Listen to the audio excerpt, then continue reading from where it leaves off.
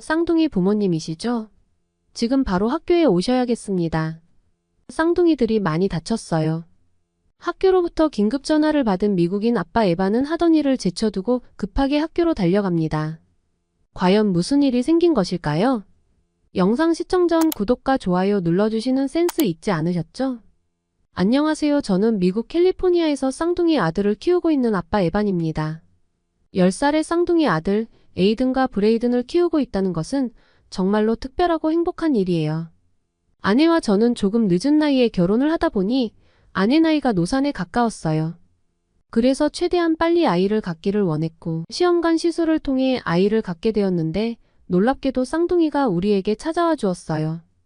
처음 쌍둥이의 소식을 듣고는 마음이 두근거리고 두 아이의 심장 소리를 듣게 된 순간부터는 기대와 설렘이 점점 높아져 갔습니다. 쌍둥이에 대한 책임감이 2배로 높아졌지만 아내와 제게 더 큰 사랑과 행복을 안겨주는 것은 분명한 사실이었습니다. 쌍둥이를 임신한 10개월 동안 뱃속에 2명의 생명을 키워내는 일은 정말 쉽지 않았어요.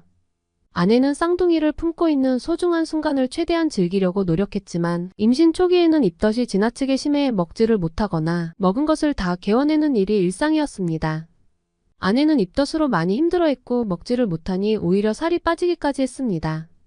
입덧이 지나가고 나니 아내의 몸무게가 급격하게 증가했고 쌍둥이를 뱃속에 품고 있다 보니 배도 다른 임산부들에 비해 빠르게 나오기 시작했습니다. 출산일이 다가올수록 아내의 배는 점점 커져갔고 아내는 숨쉬기도 힘들어했습니다. 조금만 먹어도 배부르다며 많이 먹지를 못하더라고요. 저는 아내가 힘들게 지내는 모습을 보면서 가끔은 제가 대신 아프고 싶다는 생각을 했어요. 그만큼 아내의 힘든 시간을 나누고 싶다는 간절한 마음에서 나온 생각이었습니다. 이 모든 어려움에도 불구하고 아내는 항상 긍정적인 마음을 유지하려고 노력하면서 특별한 순간을 최대한 즐기려고 했습니다. 그런 아내에게 고마웠고 미안한 마음이 들었어요.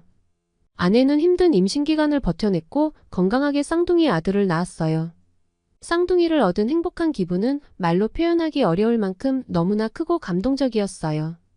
그 작은 몸집 하나하나 너무나 사랑스러웠습니다. 쌍둥이의 탄생으로 우리 가족은 완전체를 이루었고 아이들이 커가는 모습을 지켜보는 것은 더 큰 기쁨이었습니다. 에이든과 브레이든은 같은 얼굴을 가졌지만 서로 매우 다른 성격과 매력을 가졌습니다. 쌍둥이의 웃음소리로 가득 찬 가정은 정말로 어떤 말로도 표현할 수 없는 큰 행복이었습니다. 그러나 부모님 모두가 공감하실 테지만 사랑스러운 아이들과는 별개로 육아의 난도는 정말 어마어마했습니다. 쌍둥이를 낳고 보니 생각보다 육아가 쉽지 않다는 것을 깨달았어요. 쌍둥이와 함께하는 새로운 삶은 기쁨과 동시에 예상치 못한 어려움들이 많았습니다. 모든 생활은 아이들에 맞춰서 돌아갔고 아이가 없을 때는 간단했던 일상적인 일들도 아이가 태어나고 나니 힘든 일이 되기 일쑤였어요. 특히나 밤에 쌍둥이가 동시에 일어나 울기 시작하면 답이 없었어요. 아이들을 달래느라 저희 부부는 수면 부족에 시달렸어요. 동시에 두 아이의 욕구에 맞춰 돌보는 일은 예상보다 더 복잡하고 힘들었습니다. 아이들이 어린 시절에는 우리 부부의 체력적인 문제로 힘들었지만 자라면서는 정신적인 고통이 더해지면서 가족 생활이 더 복잡해졌어요. 특히 쌍둥이라는 특수성 때문에 아이들 간의 관계를 조율하는 것이 정말 어려웠습니다. 쌍둥이들은 서로를 이기려는 욕심과 지기 싫어하는 마음, 경쟁심이 상당히 강했어요. 특히나 같은 나이라면 어떤 일이든 동등하게 다뤄야 한다는 생각 때문에 양보하는 것을 참으로 어려워했습니다. 예를 들면 하나의 장난감을 두고 누가 먼저 가져갈지에 대한 다툼이 빈번했고 이런 작은 일들이 큰 갈등으로 이어지기도 했어요.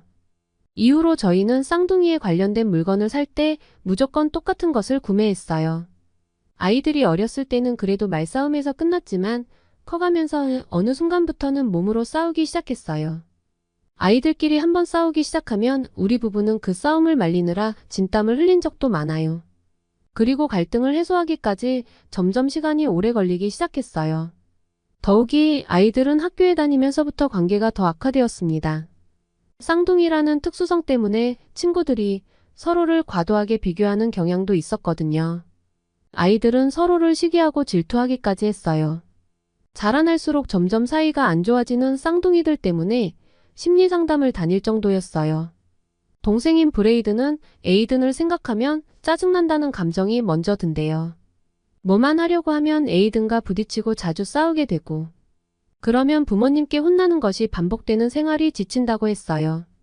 반면 에이든은 동생인 브레이든이 규칙도 지키지 않고 막무가내로 때를 쓰는데, 부모님은 브레이든의 응석을 그대로 받아주는 것 같아 불공평하게 느낀다고 했어요. 한 번은 동생 때문에 싸움이 일어났는데 싸웠다는 이유로 용돈이 깎인 적도 있었고, 그런 일들을 생각하면 동생한테 양보를 해주고 싶은 마음이 생기지 않는다고 했어요. 아이들의 관계를 어디서부터 풀어나가야 할지 막막했지만, 우리 부부는 쌍둥이들의 불만을 완화하려고 누구에게나 공평한 규칙을 정했고, 서로 소통하고 이해할 수 있는 시간을 자주 가지는 등 할 수 있는 노력은 다했어요. 그리고 에이든과 브레이든 각자에게 개별적인 심리 상담도 계속 진행했어요. 그리고 아이들의 관계는 점차 개선되는 것처럼 보였어요. 그 사건이 벌어지기 전까지는요. 어느 날 긴급 호출을 받아 학교에 급히 방문한 적이 있었어요. 학교에 가보니 아이들의 얼굴이 가관입니다. 브레이든과 에이든의 머리는 땀에 젖어 헝클어져 있고 에이든의 얼굴에는 선명한 손톱 자국, 그리고 브레이든의 코에는 피 묻은 휴지가 박혀 있더라고요. 어떻게 된 일인지 자초지종을 물으니 쌍둥이들이 친구들과 운동장에서 축구를 하고 있는 중에 서로 공을 차지하려다가 몸싸움을 시작했는데, 그게 감정 싸움으로 번지면서 서로 힘을 겨루는 경쟁으로 변해버린 거였어요.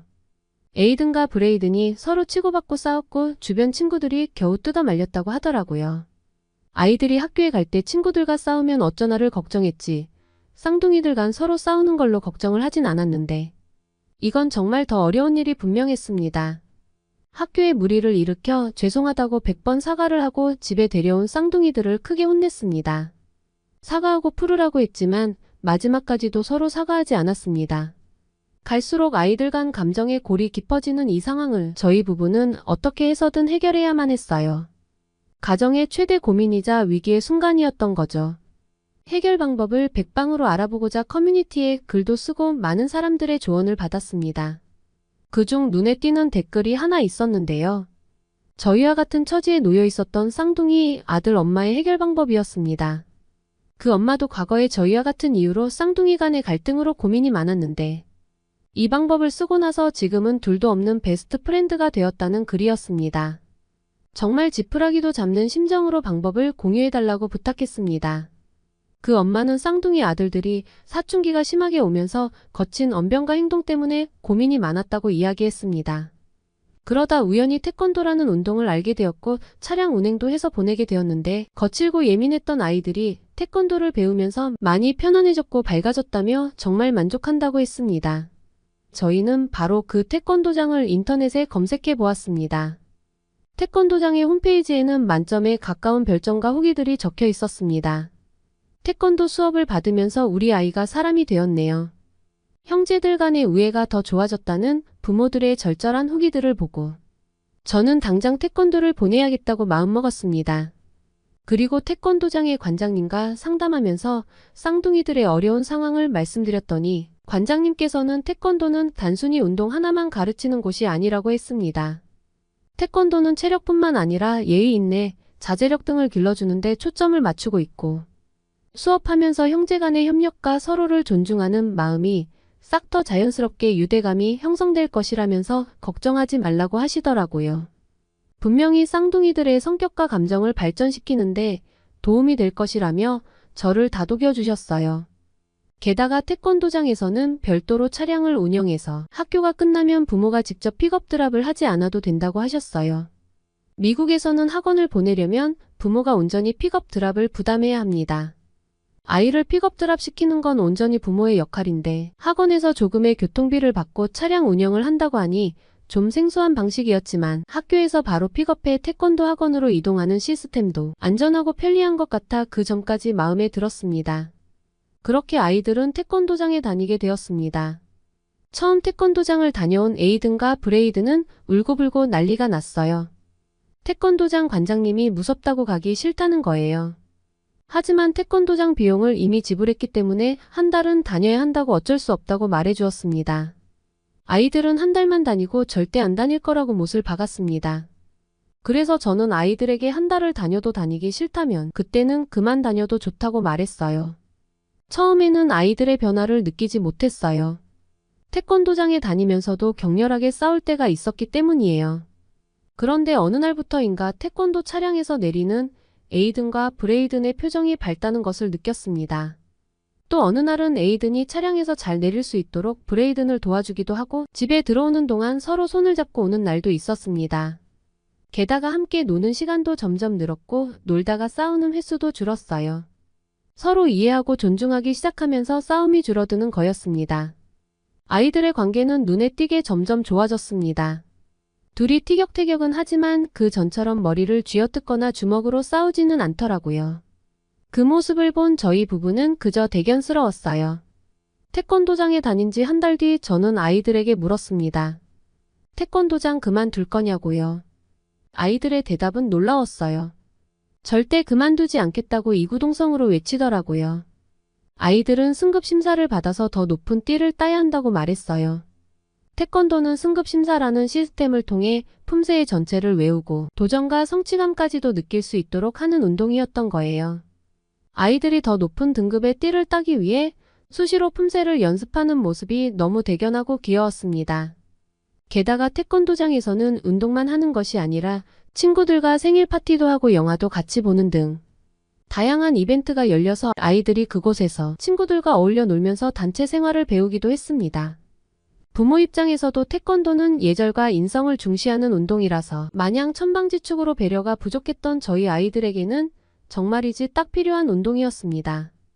아이들이 변화하는 모습을 보면 볼수록 태권도는 성장하는 어린아이들에게 정말 필요한 운동이라는 생각이 듭니다. 아이들의 운동 능력을 향상시키고 체력을 길러주면서 정신적으로도 자기 통제 능력을 배울 수 있도록 도와주는 무술이기 때문입니다. 예절을 중시하는 태권도 덕분에 아이들의 관계가 원만해졌고 시간이 흐르면서 쌍둥이들은 태권도를 통해 자신의 신체를 키우는 것뿐만 아니라 서로를 이해하고 존중하는 마음을 키우게 되었습니다. 아이들은 더욱 단단한 유대감 아래에서 서로를 지지하며 성장하고 있답니다. 요즘 저희 집은 태권도 덕분에 그전보다 화목한 가정이 된 것 같습니다. 정말 감사합니다. 이게 다 한국의 태권도 덕분입니다. 지금까지 제 사연을 들어주셔서 감사합니다. 오늘의 사연 어떠셨나요? 과거부터 정신력이라면 세계 어디에도 뒤처지지 않는 우리 선조들의 정신이 온전히 담겨있는 무예가 바로 태권도라고 말할 수 있습니다. 한국에서도 보육과 교육의 사이에서 태권도장이 없어서는 안 될 교육기관의 하나로 손꼽히고 있는데요. 미국에서도 역시 한국의 태권도에 부모님들이 열광하고 있다고 합니다. 서로를 미워하고 이기려는 경쟁심 때문에 갈등의 골이 깊어지던 아이들의 관계를 개선하고자 가르친 한국의 태권도 덕분에 쌍둥이들은 서로를 도와주고 배움의 즐거움을 함께 나누며 자연스럽게 유대감을 형성하면서 관계가 원만해졌다는 에반 씨의 아주 기분 좋은 사연이었습니다. 에반 씨의 가족이 항상 행복하시길 바랍니다. 끝까지 시청해주셔서 감사합니다. 여러분의 구독과 좋아요는 영상 제작에 큰 힘이 됩니다. 더욱더 감동 깊은 사연으로 찾아뵙겠습니다. 감사합니다. 말도 안 되는 일이 벌어지고 있었습니다. 한국에 꼭 가야 하는 건가요? 오늘이 아니어도 다음에 꼭 보자. 여기 한 인도 난민으로 보이는 여성이 가족과 흩어지게 되었는데요. 서로 작별 인사를 하고는 헤어집니다. 하지만 이 여성은 한국으로 가는 것을 그렇게 탐탁지 않아 하는 모양인데요. 그녀는 그렇게 한국으로 향하게 됩니다. 과연 한국에 입국이 될까요? 오늘의 사연은 인도인 데이라 씨의 사연입니다. 영상 시작 전 구독과 좋아요, 불우이웃을 위해 끝까지 시청 부탁드립니다. 안녕하세요. 저는 데이라라고 합니다. 공습 후 며칠 동안 저는 멍한 상태로 동네를 돌아다니며 잔해 속에서 음식과 물을 찾아 헤맸어요. 지하실이나 버려진 가게 등 가능한 곳이면 어디든 피신했죠. 밤이 되면 저는 잃어버린 가족에 대한 기억에 괴로워하며 혼자서 울며 잠들곤 했습니다. 익숙한 모든 것이 사라졌어요. 저희 아파트 옆집 빵집 어렸을 때 놀던 작은 공원 등 모든 것이 파괴되었습니다. 형체를 알아볼 수 없을 정도로 무너진 집이 30채가 넘었죠. 저를 제외한 저희 가족 모두가 전멸했습니다. 제 가장 친한 친구 테이지의 집은 이제 잔해 더미로 변해 있었습니다. 그녀는 살아남았을까요? 저에게 항상 공짜 오렌지를 건네주던 과일 장사꾼 하사는 어떻게 됐을까요? 길 아래에 살던 타비브 할머니는 이제 막 걸음마를 배운 어린 자이는 저는 악몽의 장면을 목격했습니다. 죽은 아이를 품에 안고 통곡하는 어머니, 콘크리트 슬라브 밑에 갇혀 도와달라고 울부짖는 노인, 저보다 나이가 많지 않은 어린 소녀가 저처럼 충격에 빠져 피와 먼지를 뒤집어 쓰고 비틀거리고 있었죠. 공습은 한밤중에 예고 없이 찾아왔습니다. 몇 분 만에 저희 동네는 불길과 죽음의 지옥으로 변해버렸어요. 지금도 흩어진 불이 여전히 타들어가면서 연기가 공중에 짙게 깔리고 있습니다. 저는 어느 날 먹을 것을 찾다가 집에 잔해를 뒤지고 있는 한 가족을 발견했어요. 아버지는 눈물을 흘리며 외국 군대를 저주하며 소리를 지르고 있었습니다. 저는 그 순간 가슴이 먹먹해졌어요. 아버지의 끓어오르는 절망과 증오심은 제 절망과도 닮아 있었기 때문이죠. 그 후 몇 주 동안 더 많은 공습이 이어졌습니다. 제가 떠난 지 1시간 만에 저희 동네 학교가 폭격을 당했습니다. 친구들과 수다를 떨던 운동장은 연기가 자욱한 분화구가 되었어요. 저는 더 이상 이곳은 안전하지 않다는 것을 깨달았습니다. 돈도 거의 없고 옷만 걸친 채로 저는 도시를 떠나기로 결심했어요. 저는 버스와 도보로 탈출하는 다른 난민들과 합류했습니다. 혼잡한 교통수단에 숨어 불편한 나날을 견뎌냈어요. 밤에는 오래된 공장, 임시 천막, 심지어 동굴까지 숨을 수 있는 곳이면 어디든 피신처로 삼았습니다. 보호자 없는 16세 소녀였던 저는 취약한 상태에서 끊임없이 위험에 처했습니다. 남성 무리가 배회하며 난민들을 탐욕스럽게 바라보며 저희를 착취할 기회를 기다리고 있었어요. 저는 원치 않는 시선을 피하기 위해 눈을 마주치지 않는 법을 배웠죠. 끊임없는 위협 속에서 몇 주간의 고된 여정 끝에 저희는 국경을 넘어 방글라데시로 향했습니다. 이곳에 유엔 난민 캠프가 있었지만 그곳 또한 여전히 열악하고 혼란스러운 상황이었어요. 수십 명의 트라우마에 시달리는 사람들이 사생활이 보장되지 않은 텐트에서 빽빽이 모여 살았어요. 음식과 의약품도 제한적이었습니다. 무장한 경비병들이 주변을 순찰하고 있었죠. 하지만 공습 이후 처음으로 저는 휴식을 취할 수 있다고 느꼈어요. 정신건강 자원봉사자분들은 제 이야기를 들었을 때 저는 울음을 터뜨리셨어요. 그들의 공감이 제 슬픔을 끌어올려 주었습니다. 대체 왜 그들이 우리를 공격했을까요? 아무도 살아남지 못했는데 왜 저는 살아남았을까요? 저는 흐느끼며 물었습니다. 답이 없다는 것을 알았지만 제 고통을 표현하는 것은 그나마 해소감을 주었어요. 하지만 제 안에서는 비통함과 증오가 여전히 끓어오르고 있었습니다. 캠프에서 몇 달이 지난 후 다른 나라에 정착할 수 있다는 연락을 받았습니다. 구호 요원은 새로운 곳에서 다시 시작하는 것이 제가 앞으로 나아가는 데 도움이 될 것이라고 부드럽게 이야기했어요. 저는 망설였습니다. 이 지역을 떠난다는 생각에 두려웠어요. 지금의 제게 세상은 이곳뿐이었으니까요.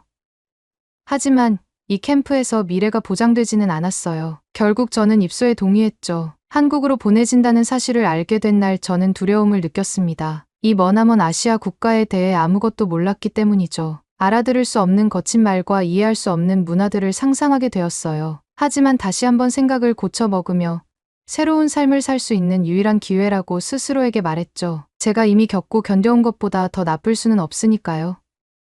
새로운 시작이 여러분을 기다립니다. 라는 구호 요원의 약속과 함께 저는 한국이라는 이 알 수 없는 나라에 대한 마음을 다잡고 수송기에 몸을 실었어요. 저는 앞으로 어떤 도전이 기다리고 있을지 미처 알지 못했습니다. 비행기가 요란한 소리와 함께 착륙하여 게이트로 향했습니다. 작은 짐 가방을 챙기면서 가슴이 두근거리는 것을 느꼈어요. 비행기에서 내려 공항으로 향했고 창문 너머로 한국을 처음 보았어요. 공항은 저를 당황스럽게 만들었어요. 익숙한 아랍어 대신 해독할 수 없는 각진 문자가 사방에 빛나는 표지판으로 표시되어 있었습니다. 인터폰을 통해 흘러나오는 안내 방송은 제 귀에 전혀 익숙하지 않은 거친 음절의 연속이었죠. 저는 커다란 제복을 입은 경찰관들에게 겁을 먹어서 긴장한 채로 입국 심사장으로 들어갔어요. 몇몇은 혼자 여행하는 아랍 소녀인 저를 신기한 듯 쳐다보았습니다. 제 차례가 되자 경찰관은 거의 알아들을 수 없는 영어로 저에게 질문을 던졌어요. 그는 재난민 서류를 꼼꼼히 살펴본 후 마침내 여권에 도장을 찍어주었습니다. 한국에 오 것을 환영합니다 라고 말했지만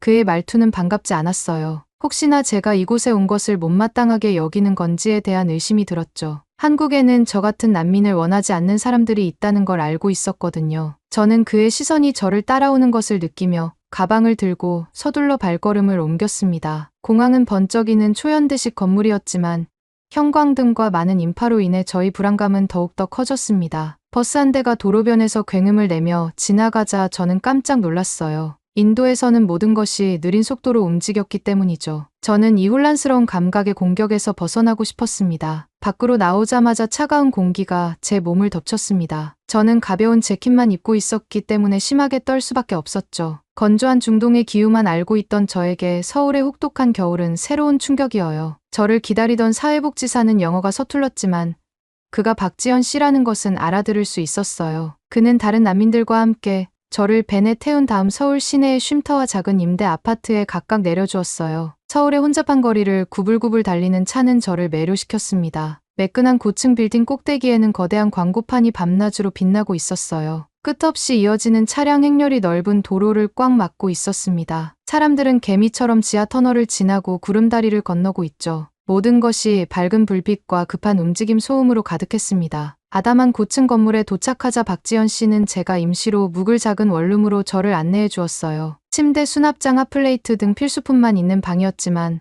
난민촌에 비하면 정말 호화로운 숙소였습니다. 박지연 씨는 복잡한 난방 시스템과 첨단 화장실을 보여주었고 아랍어로 번역한 전자레인지, 인터넷, TV 사용 설명서를 저에게 설명해 주었어요. 모든 것을 받아들이며 저의 머릿속이 소용돌이쳤습니다. 그는 저에게 몇 가지 식료품과 여분의 외투를 주고는 떠났습니다. 낯선 땅인 한국의 원룸에 홀로 남겨진 저는 그 어느 때보다 고립감과 상실감을 느꼈어요. 첫날 밤 저는 옷을 다 입은 채 담요 밑에 웅크리고 몸을 떨고 있었어요. 창밖에는 네온사인이 이국적인 풍경 속에서 등대처럼 빛나고 있었습니다. 다음 날 아침 저는 구불구불한 거리와 골목길의 미로를 헤매며 밖으로 나섰어요. 익숙한 간판도 아랍어 문자도 저와 닮은 사람도 보이지 않았습니다. 난민 캠프에서는 적어도 동족들과 함께 있었어요. 하지만 이곳에서 저는 10평방 마을 안에 있는 혼자 남겨진 인도인이었어요. 처음 서울에 도착했을 때는 모든 것이 번영하고 발전된 모습이 인상적이라고 생각했어요. 하지만 곧 그것이 저를 더 가난하고 낙후된 사람으로 만들 뿐이라는 것을 깨달았습니다. 허름한 옷차림은 저를 이방인으로 만들었어요. 돈이 없으니 현대사회의 진정한 시민처럼 참여할 수가 없었죠. 더 먼 곳으로 나갈 때면 때때로 좋지 않은 시선에 부딪혀 스스로 위축되기도 했어요. 가끔은 남미나 집에 가라는 통역이 필요 없는 거친 말을 외치는 사람도 있었죠. 한 번은 술에 취한 남자가 화난 어투로 말을 횡설수설 내뱉으며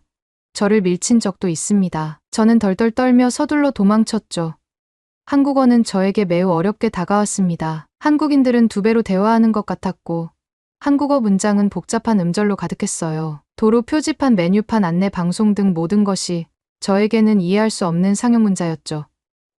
저는 그림을 가리키거나 조용히 몸짓으로 의사소통을 시도했지만 점원과 웨이터는 불편한 외국인으로 인해 인내심이 바닥나고 있었어요. 저는 제 스스로가 쓸모없고 바보 같다는 생각에 방에서 나가지 않게 되었어요. 겨울이 깊어지면서 추운 날씨는 제 뼛속을 핥아먹었습니다. 제 방의 난방은 영하의 바깥 기온을 따라잡지 못했어요. 저는 간신히 움직일 수 있을 때까지 옷을 겹겹이 입고 있었습니다. 하지만 그것은 겨울의 분노를 막기는 역부족이었어요. 바람은 울부짖으며 저의 노출된 피부를 바늘처럼 찔렀습니다. 버스 정류장에서 기다리는 동안 추위로 인해 손과 귀가 아팠어요. 차갑고 건조한 공기 속에서 기침은 날마다 더 심해졌습니다. 가족이나 친구도 없고 언어 능력도 없고 돈도 없었기 때문에 저는 대부분의 사회복지 서비스나 정부 프로그램을 이용할 수 없었어요. 사회복지사의 짧은 방문이 안내의 전부였죠.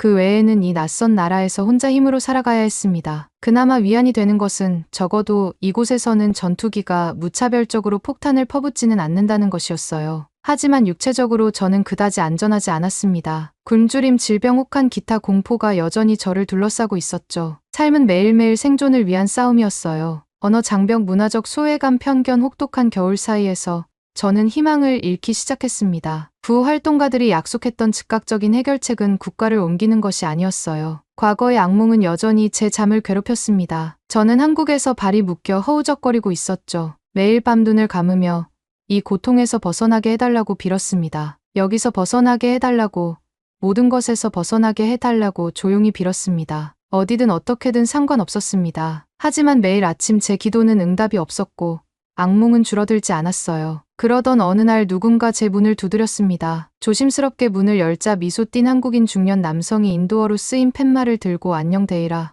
나는 여기 너를 도와주러 왔단다 라고 적힌 팻말을 들고 있었어요. 저는 그를 조심스럽게 쳐다보았습니다. 혼자서 몇 달을 버텨온 저는 다른 사람에 대한 신뢰가 산산조각 난 상태였죠. 하지만 그 남자의 온화한 눈빛과 인내심 있는 태도에 결국 저는 한 발짝 물러서서 그를 집 안으로 들여보내 주었어요. 내 이름은 김영석이야. 그가 간단한 영어로 천천히 말했어요. 나는 사회복지사야. 이곳에서 새난민들을 돕는 일을 하고 있단다. 그는 제 비좁은 아파트를 가리키며 말했어요. 쉽지 않았겠네.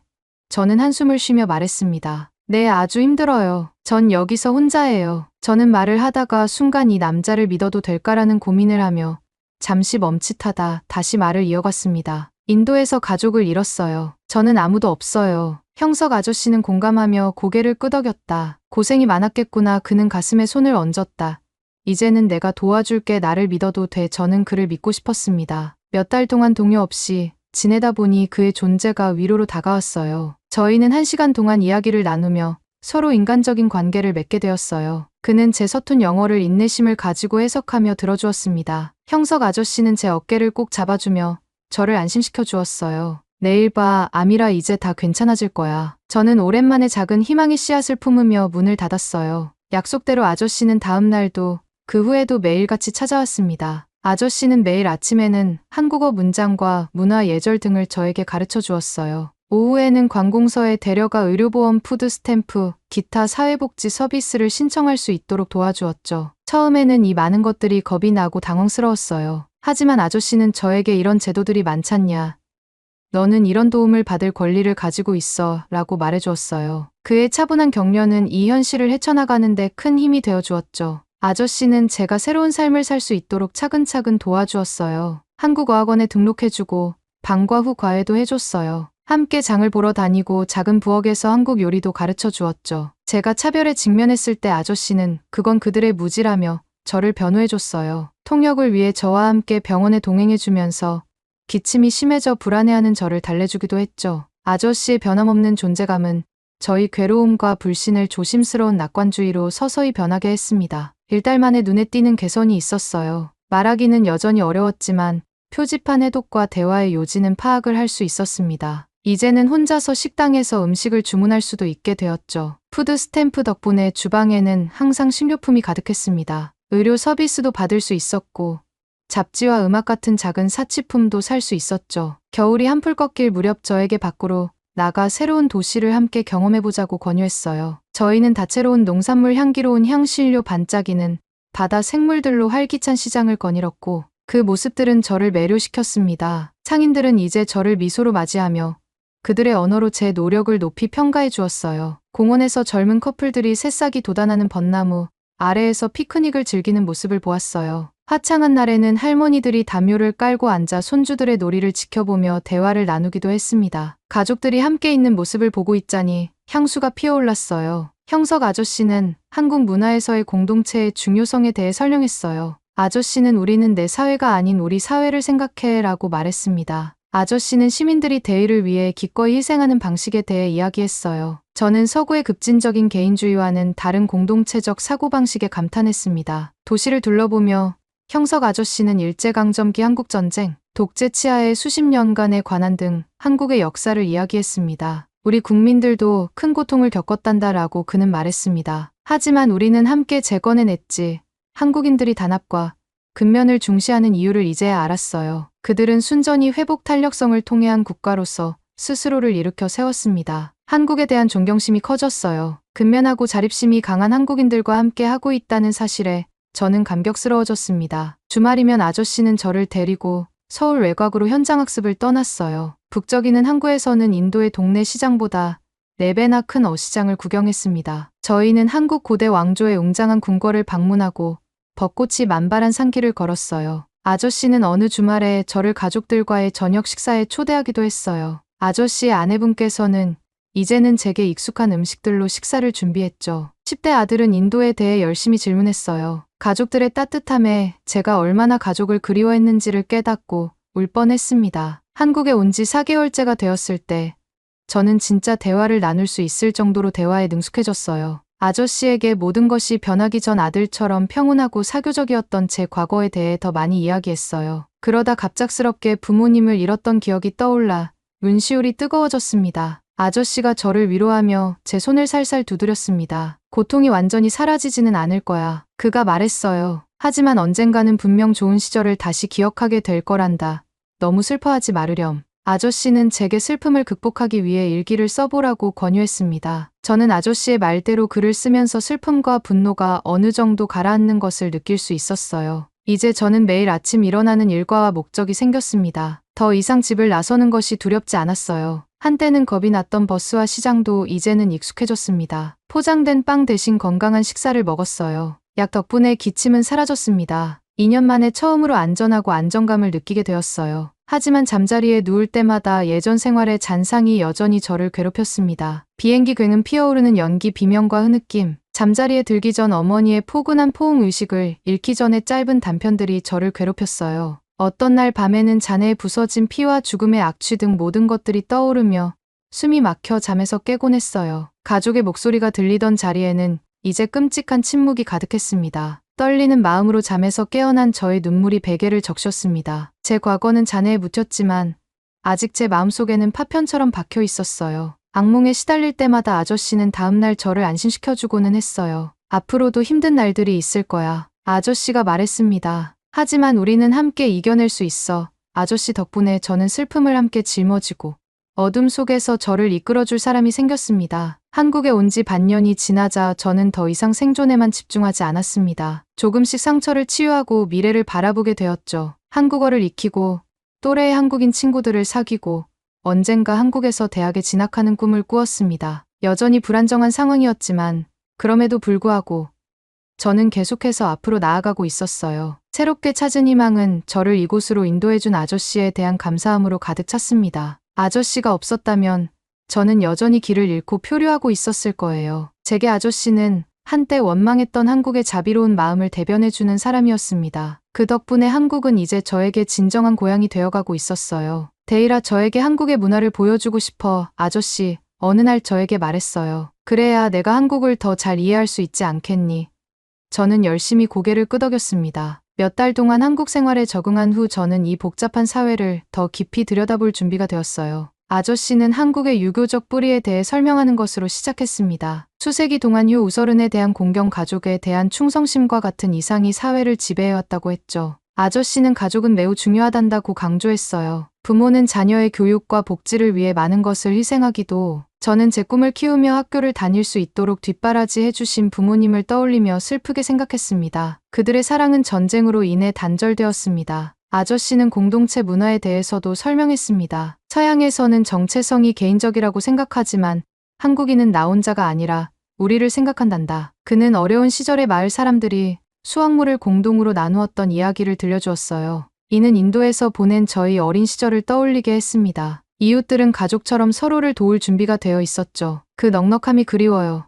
저는 아저씨에게 아쉬운 듯 말했어요. 아저씨는 저를 역사에 몰입시키기 위해 국립박물관으로 데려갔습니다. 저희는 고대 유물이 늘어선 넓은 복도를 돌아다녔어요. 초기 왕조의 도자기와 청동기는 한국의 오랜 선진 문명을 증명하고 있었습니다. 저는 사세기 왕이 쓴 금관의 정교한 디테일에 감탄했어요. 아저씨는 1910년부터 1945년까지 일제강점기에 관한 전시물을 안내해 주었습니다. 저는 일본식 이름을 채택하고 일본 천황을 숭배하도록 강요당한 한국인들의 사진을 살펴보았죠. 그들은 우리 문화를 지우려고 했었지.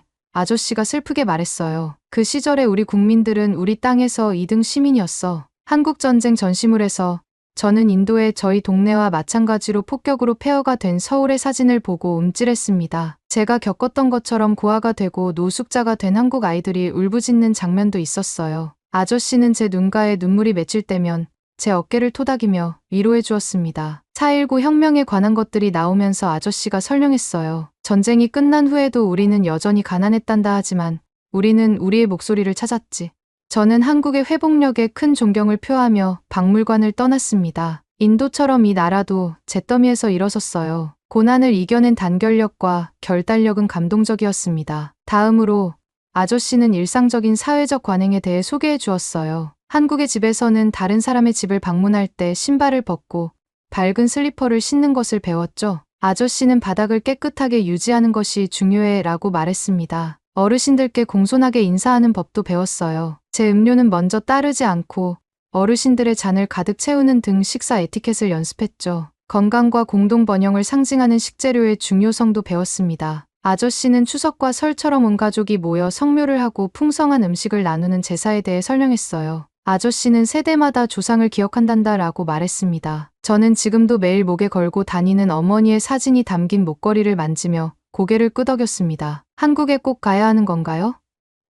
오늘이 아니어도 다음에 꼭 보자. 사연자분께 전하고 싶은 말씀이 있으시면 댓글로 남겨주시면 전달해 드리겠습니다. 그러면 더욱 감동적인 다음 사연으로 넘어가겠습니다. 한국에 대한 모든 거를 폭로하라는 말씀인가요?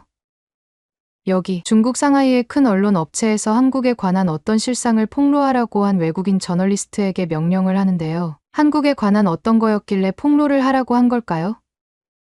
오늘의 사연은 네덜란드인 노라키 씨의 사연입니다.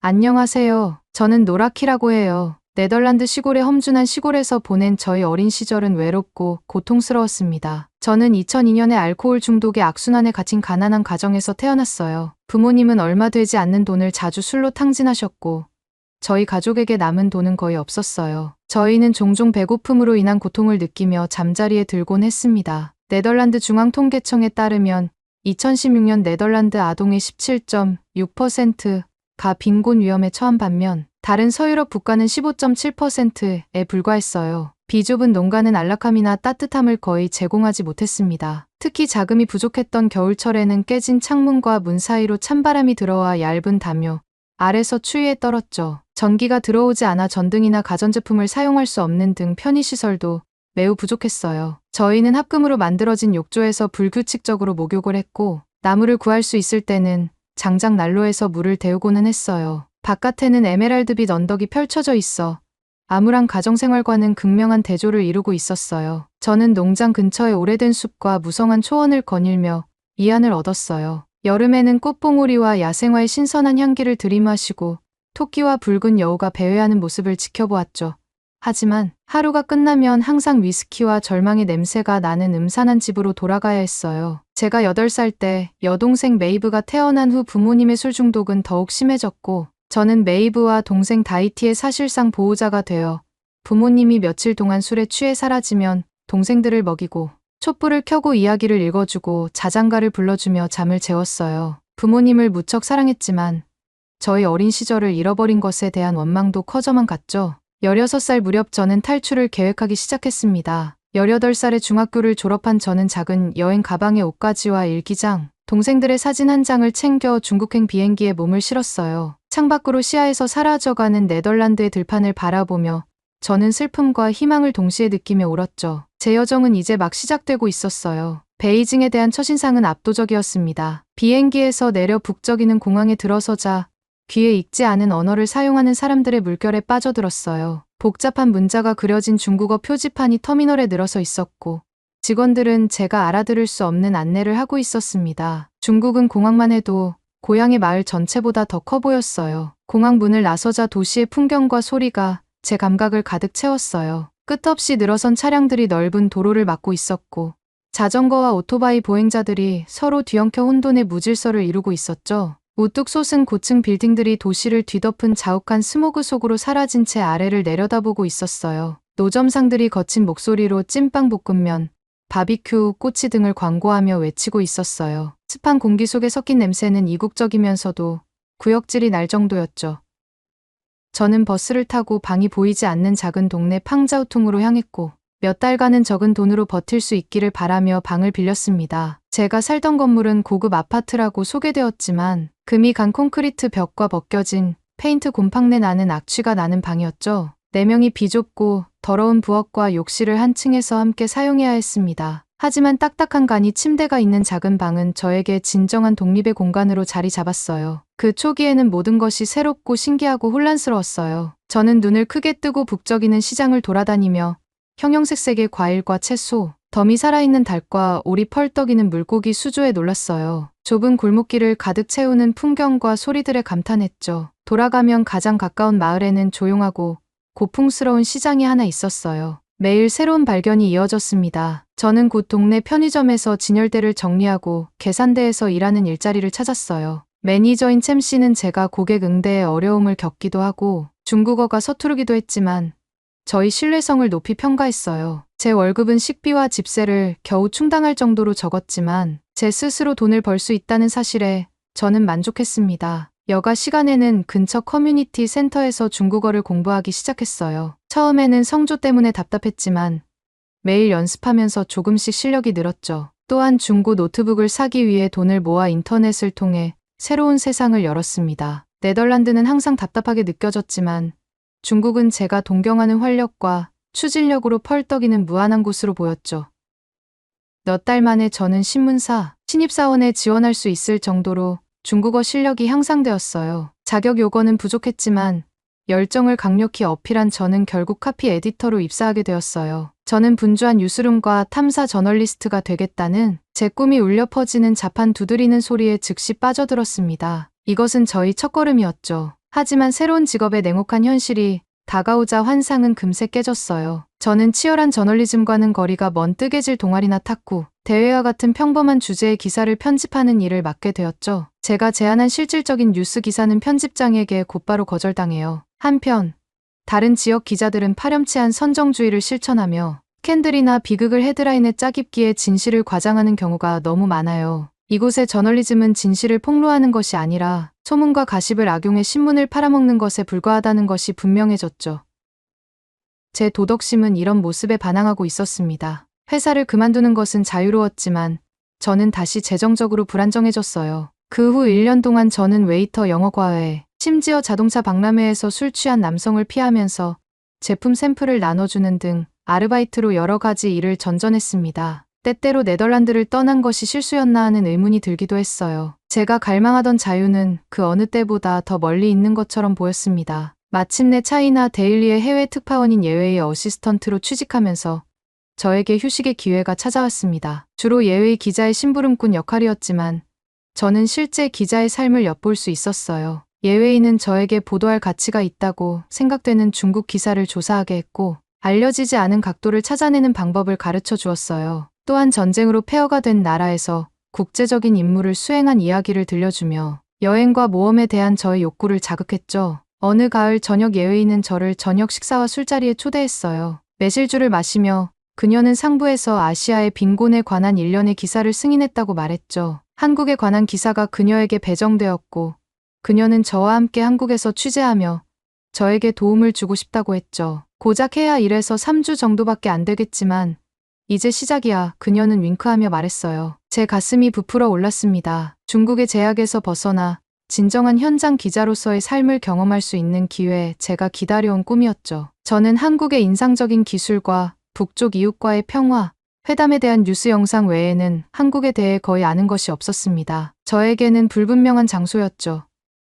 예외인은 앞으로 몇 주 동안 한국의 노숙자, 인구와 빈곤층 밀집 지역에 초점을 맞출 것이라고 설명하며 저에게 과제를 주었습니다. 북한에 비해 경제적으로 성공한 나라지만 그래도 아직 빈부격차가 극심해 라고 그녀는 이야기했어요. 반짝이는 표면 아래를 들여다보면 많은 어려움을 발견할 수 있을 거야. 예외의 말은 만연한 빈곤과 절망에 갇힌 사람들과 세련된 외관을 동시에 마주하게 될 것이라는 제 예상에 힘을 실어주었어요. 저는 고통받는 사람들의 이야기를 전하고 그들에게 마땅히 누려야 할 목소리와 존엄을 주고자 하는 간절함으로 여행 가방을 꾸리기 시작했어요. 베이징에서 서울로 가는 비행은 2시간도 채 되지 않는 짧은 시간이었어요. 인천공항에 도착해 비행기에서 내리면서 저는 고난과 폐허의 장면을 떠올리며 마음을 다잡았습니다. 하지만 공항에 들어섰을 때 저는 반짝이는 바닥과 첨단 편의시설, 친절한 직원들에게 둘러싸여 있는 제 자신을 발견했어요. 공항은 고급 쇼핑몰처럼 느껴졌습니다. 제가 예상한 절망은 어디로 갔을까요?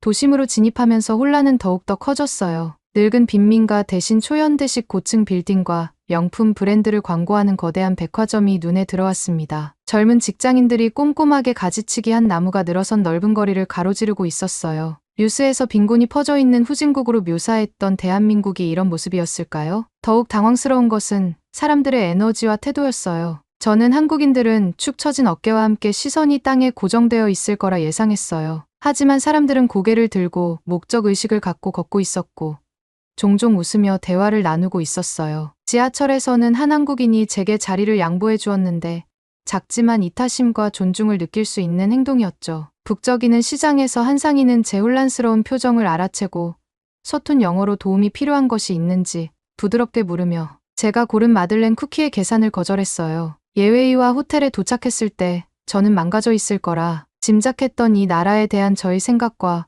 겪고 있는 현실을 조화시키느라 머리가 빙빙 돌았습니다. 제가 혼란스럽다고 말하자 예웨이는 알았다는 듯이 웃으며 일을 시작하기 전에 좀 쉬라고 말어요. 하지만 첫날 밤 호텔 방의 어둠 속에서 저는 잠을 거의 이루지 못했어요. 불안한 마음속에는 의문만 가득했고 수면 아래를 더 깊이 파고들어야겠다는 생각이 들었죠. 다음 날 아침 저는 예웨이와 함께 서울 외곽의 판자촌을 방문하며 취재에 착수했어요. 택시가 고층 건물이 빽빽하게 들어선 지역을 지날 때 예웨이 씨는 노후화된 아파트 건물의 가장 가난한 주민들이 좁은 공간에 밀집해 살고 있다고 설명했죠. 불황자와 거지가 가득한 더러운 거리를 예상했지만 작은 상점과 노점상이 늘어선 깨끗한 부도가 저희를 반겨주었어요. 깔끔한 교복을 입은 아이들이 지나가면서 미소를 지으며 손을 흔들었습니다. 한 할머니는 건물로 올라가는 계단을 쓸어내리며 잠시 멈춰서서 정중하게 고개를 끄덕여 주었죠. 목적지에 도착한 판자촌은 고철과 골판지, 플라스틱 시트지를 자갈로 이어붙인 조잡한 구조물로 확실히 낡아 있었어요. 하지만 제가 생각했던 극한의 빈곤과 고통은 없었어요. 저희가 인터뷰한 한 구호 요원은 이곳의 삶은 쉽지 않지만 한국인들은 놀라운 회복력과 공동체 의식을 가지고 있다며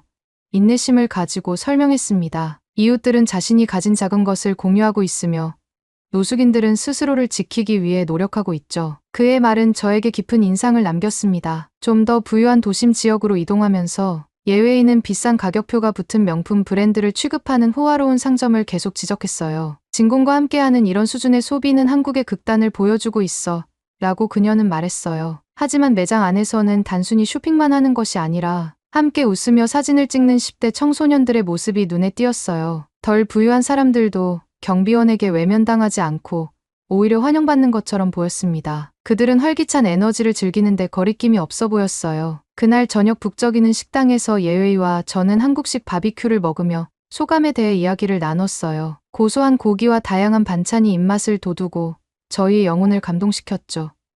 오랜 시차? 적응과 걷기로 고파진 배를 채우는 것은 영혼에 영양을 공급하는 것 같았습니다. 내일은 쉼터를 방문해 노숙자들의 이야기를 직접 들어보자 예의하는 음식을 먹는 사이사이에 전략을 세웠어요. 저는 고개를 끄덕였지만 마음 한구석에서 무언가 꿈틀거리고 있었죠. 저는 어려움을 조명하고 싶었지만 사람들을 가난으로만 정의되는 불쌍한 희생자로 보여지게 해서는 안 된다고 생각했어요. 하지만 일단은 침묵을 지켰습니다. 그날 밤 저는 북적이는 도심을 가로지르는 청계천을 따라 걸었어요. 연인들은 손을 잡고 노인들은 벤치에 앉아 쉬고 아이들은 물속에서 장난을 치고 있었죠. 거리의 악사는 기타를 치고 예술가들은 희망을 이야기하는 생동감 넘치는 그림을 팔고 있었어요. 이곳의 따뜻함과 공동체가 제 피부에 와 닿았습니다. 호텔 방으로 돌아와서 저는 밤새 일기를 쓰며 갈등하고 있는 제 생각을 쏟아냈어요. 제가 목격한 관대함과 존엄성 부족해 보이지 않는 기쁨에 대해 적어 내려갔죠. 이 나라에 대한 저희 선입견은 이미 흔들리고 있었어요. 한국의 더 깊은 진실을 전하기 위해서는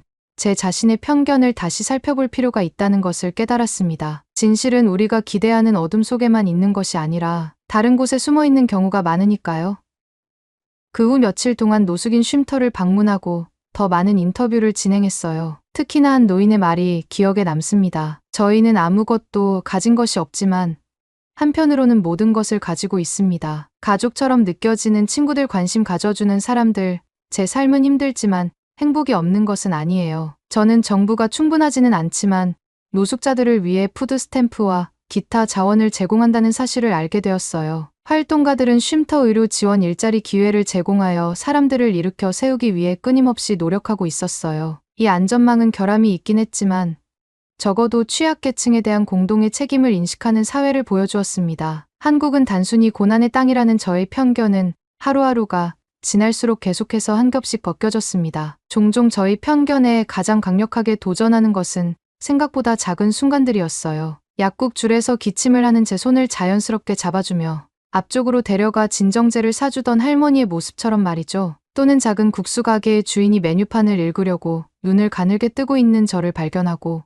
돋보기 안경을 몰래 건네준 조용한 관대함의 행동도 마찬가지입니다. 어느 금요일 저녁 예의는 서울광장에서 열린 여성 인권 집회를 취재하라고 저를 보냈습니다. 침울한 행사가 될 줄 알았던 저는 열정과 기쁨으로 들끓는 행사장에 들어섰어요. 힘 있는 여성 연사들이 환호하는 군중을 향해 학대와 억압을 극복한 승리의 이야기를 들려주었습니다. 그들의 목소리는 도전적인 낙관주의와 전염성 있는 희망으로 울려 퍼졌어요. 저는 군중 사이를 헤집고 다니면서 광장의 스포트라이트 아래서 강인하고 씩씩하게 빛나는 이 밝은 영혼들과 자매애를 느꼈어요. 저희는 투쟁과 꿈을 공유하며 서로 다른 대륙에서 온 여성들이었죠. 그들의 회복력은 잠자고 있던 제 자신의 용기를 일깨워줬습니다. 호텔 방으로 돌아온 저는 이 만화경 같은 경험을 정리하기 위해 밤늦도록 분노에 찬 노트를 타이핑하며 밤을 지새웠습니다. 한국에 대한 저희 가정은 산산이 부서지고 스테인드 글라스가 새로운 모자이크로 재탄생하는 것처럼 더 풍부하고 진실한 무언가로 재건되기 시작했습니다. 베이징으로 돌아가기까지 일주일밖에 남지 않은 상황에서 불편한 질문이 떠올랐어요. 가난에 시달리는 고난의 땅으로 묘사된 한국의 이야기와 제가 실제로 발견한 관대함과 회복, 탄력성의 문화를 어떻게 조화시킬 수 있을까요? 어떻게 하면 이곳에 더 깊은 진실을 전할 수 있을지 고민하는 동안 잠은 계속 찾아왔습니다. 예웨이와 저는 이야기를 구성하기 위해 정보를 수집하고 인터뷰를 진행하고 사진을 찍으며 정신없이 며칠을 보냈습니다. 예웨이의 초점은 저희에게 주어진 한국의 우울한 측면에 고정되어 있었죠. 저는 진실이 훨씬 더 복잡하다는 것을 알면서 점점 더 두려움을 느꼈습니다. 매일 밤 저는 침대에 노트를 흩어놓은 채 잠을 이루지 못했고 이 문화를 어떻게 정의롭게 설명할 수 있을지 고민했어요. 잠 못 이루는 밤과 낮 동안의 끊임없는 움직임은 결국 저를 지치게 만들었습니다. 저는 고향에서 수년간의 농장 노동을 통해 물려받은 지칠 줄 모르는 노동, 윤리에 항상 자부심을 가지고 있었어요. 하지만 이제는 체력이 떨어지고 있었습니다. 눈 뒤가 욱신거리는 두통에 시달리기 시작했습니다. 몸은 쇠약해졌고 마음은 피로로 인해 멍해졌어요. 그래도 마감일에 맞춰 계속 글을 쓰려고 스스로를 몰아붙였습니다. 기사 초안 마감 전날 밤, 예웨이와 저는 룸서비스를 시켜서 밤늦게까지 함께 기사를 다듬으며 수정 작업을 했어요.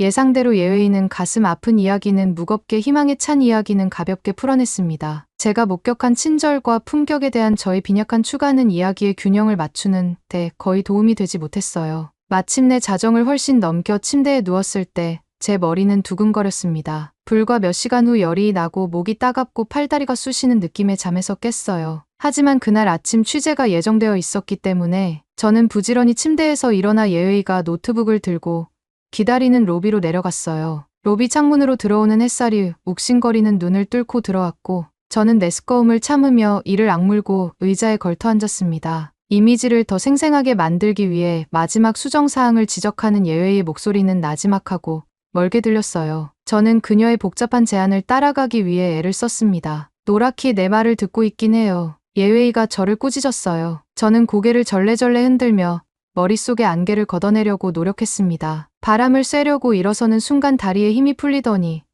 모든 것이 까맣게 사라졌어요. 잠시 후 반쯤 의식을 잃은 저는 제 주변에서 소용돌이치는 공포에 질린 목소리가 들렸습니다. 제 얼굴은 땀으로 축축했고 몸은 완전히 지쳐 있었습니다. 눈을 가늘게 뜨고 보니 예웨이가 의사로 보이는 흰 가운을 입은 남자와 다급하게 말하는 것이 보였습니다. 저는 병원에 있었습니다. 의사는 제 몸에 기대어 차가운 천으로 이마를 부드럽게 닦으며 제 바이탈을 측정했어요. 그의 목소리는 차분하고 안정감 있는 목소리로 서툰 영어를 하며 말했습니다. 괜찮으실 겁니다. 열이 있으니 쉬면서 기력을 회복하세요. 정신이 혼미한 상태였기 때문에 저는 안정을 취하면 곧바로 퇴원해서 어떻게든 호텔로 돌아갈 수 있으리라 생각했어요. 하지만 의사는 놀랍게도 질병이나 부상에서 회복 중인 사람들을 위한 현장, 진료소가 있는 인근 여성 쉼터로 저를 이송해 주었습니다. 차를 타고 가던 중 예웨이가 항의하는 소리를 들었어요. 여행자 보험에 가입되어 있는데 제대로 된 병원으로 옮길 수 없나요?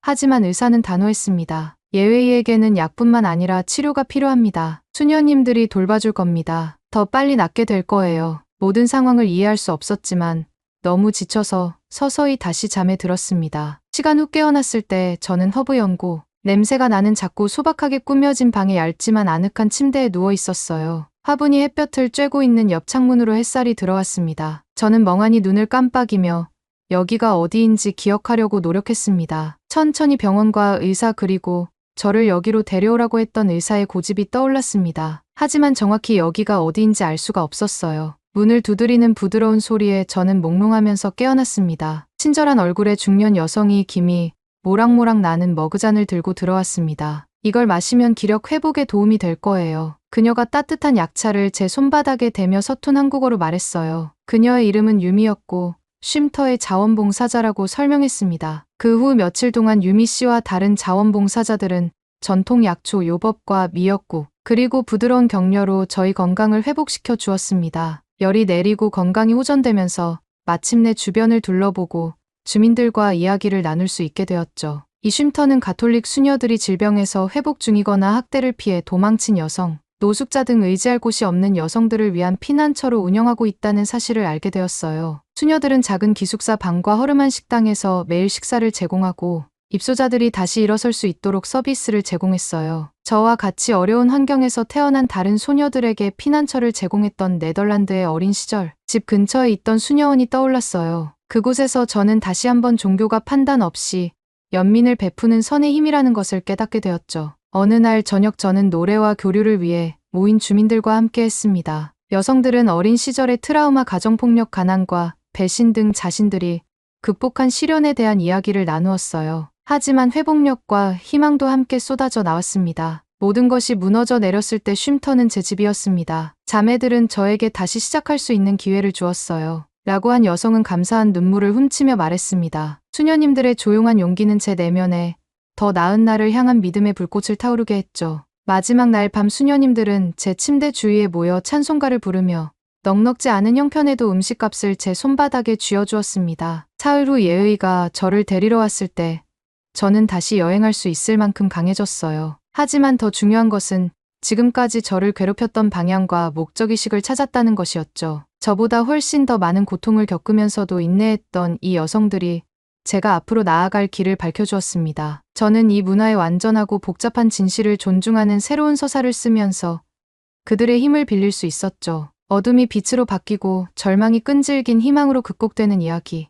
이곳의 이야기는 여전히 제 안에서 펼쳐지고 있었어요. 서울에서 맺은 인연을 뒤로하고 베이징으로 돌아오니 묘하게 고립된 느낌이 들었습니다. 제 작은 아파트가 어린 시절을 떠올리게 하며 저를 좁혀오는 것 같았어요. 한국의 활기가 무척 그리웠습니다. 신문사에서 예의와 제가 쓴 한국 이야기에 대한 반응이 엇갈렸어요. 어떤 이들은 예의의 글을 칭찬했고 어떤 이들은 외부인의 시각이라며 암울함을 비판했죠. 그들의 의심은 제 의심과 비슷했습니다. 쉼터 방문은 제 마음에 오래 남았고 분노뿐 아니라 저희가 함께 겪는 어려움에 대한 공감이라는 새로운 시각을 통해 사회 불평등을 바라보게 했습니다. 사람들이 만들어내는 해결책을 전달하지 않고 문제에만 집중하는 것은 변화가 아니라 냉소주의를 심는다는 것을 깨달았어요. 몇 주 후 편집장실로 다시 불려갔을 때 저는 질책을 받을 각오를 했습니다. 하지만 예상과는 다르게 그는 여성 문제와 소외된 지역사회를 다루는 신문사의 사회, 옹호 부서를 이끄는 새로운 연구 직책을 제안했죠. 저는 깜짝 놀랐습니다. 왜 저를 선택했냐고 물었더니 그는 한국 관련 기사를 읽었다는 간단한 대답을 했습니다. 제 목소리는 너무 지친 편집자들이 간과하기 쉬운 것들을 드러내는 색다른 목소리였죠. 공감과 진실성이 빛을 발했습니다. 한국에서 목격한 그 조용한 미덕은 이제 제 길을 안내하는 등대가 되었습니다. 그 후 10년 동안 저는 삶을 고양하는 저널리즘에 몰두했어요. 가난한 농민이 받아야 할 공금을 빼돌리는 부패한 정치인들을 폭로하고 농민들의 목소리를 증폭시켰습니다. 착취에 시달리는 이주 노동자들의 처지를 조사하여 법률 지원을 받을 수 있도록 연결해 주었어요. 제가 쓴 글은 목적의식을 가지고 울려 퍼지고 있었습니다. 물론 어려움도 있었어요. 검열도 잦았고 접근도 제한적이었습니다. 하지만 그 여정 자체가 저를 지탱해 주었어요. 저는 변화의 불씨를 지핀 다른 여성 작가와 활동가들 속에서 공동체를 발견했습니다. 저희는 함께 위협을 극복하고 침묵을 거부했습니다. 해외에서 근무하는 동안 서울에 대한 기억이 자주 떠올랐어요. 권순미 선생님과 쉼터 자매들은 어떻게 되셨는지 궁금했죠. 그들의 연민은 사람들의 온전한 인간성 고난 속에서도 강인함을 포착하겠다는 저희 다짐에 불을 지펴주었어요. 그 중추적인 여행으로부터 10년 후 저는 마침내 특파원으로 한국에 돌아왔습니다. 저는 북적이는 수도 서울을 돌아다니며 변화된 모습에 놀랐어요. 하지만 반짝이는 새 외관의 이면에는 한결같은 정신이 깃들어 있었어요. 한 아트페어에서 저는 도시의 혼돈과 한적한 시골을 연상시키는 대담한 추상화에 감탄했습니다. 제가 엿보았던 창조적 정신이 번성하고 있었죠. 붐비는 광장에서 한 버스커가 계절의 변화에 대한 씁쓸한 가사가 담긴 익숙한 민요를 부르는 것을 들었습니다. 이 노래가 문화를 초월한다는 것을 알기에 그의 노래와 미소는 저를 사로잡았죠. 어느 화창한 가을, 오후 저는 쉼터를 다시 찾았습니다. 페인트는 더 산뜻해졌고 정원은 더 풍성해졌지만 본질은 변하지 않았어요. 저를 소개했을 때 놀랍게도 몇몇 수녀님들이 남아 계셨습니다. 세월은 주름을 깊게 새겼지만 그들의 넉넉한 온기는 여전했죠. 수녀님들은 오랜만에 만난 친구처럼 저를 반갑게 맞아주셨습니다. 김이 모락모락 나는 인삼차를 마시며 수녀님들은 오래전 제 삶에 지울 수 없는 감동을 주었던 분들에 대한 소식을 전해주었어요. 권유미 선생님은 돌아가셨지만 돈 없는 환자들을 지칠 줄 모르고 돌봐주셔서 여전히 존경받고 계셨습니다. 권유미 선생님은 결혼을 하고 쉼터 입소자들이 일할 수 있는 약초 가게를 차렸었다고 하셨죠. 저는 그들에게 제가 떠난 후 걸어온 길, 제가 쓴 이야기, 제가 목격한 세상의 고통과 희망에 대해 이야기했습니다. 그리고 그들의 친절이 제 소명을 어떻게 일깨웠는지 이야기했죠. 그들은 모든 것을 바꾸고도 아무것도 바꾸지 않았다고 생각하는 사람들의 겸손한 미소를 지었어요. 다시 한국을 떠나기 전 청계천 강변의 마지막으로 앉아 낙엽이 흘러내리는 모습을 바라보았습니다. 제 인생도 예상치 못한 반전으로 풍요롭게 흘러가고 있었어요. 한국은 저희 맹점을 드러내며 저를 변화시켰어요. 아무리 혹독한 기후에서도 희망의 꽃을 피울 수 있다는 것, 한순간의 은혜가 평생의 고통을 보상받을 수 있다는 것, 가장 기대하지 않았던 곳이 오히려 평생의 힘을 얻는 셈이 될 수 있다는 것을 놀라울 정도로 보여줬습니다. 사연자분께 전하고 싶은 말씀이 있으시면 댓글로 남겨주시면 전달해 드리겠습니다.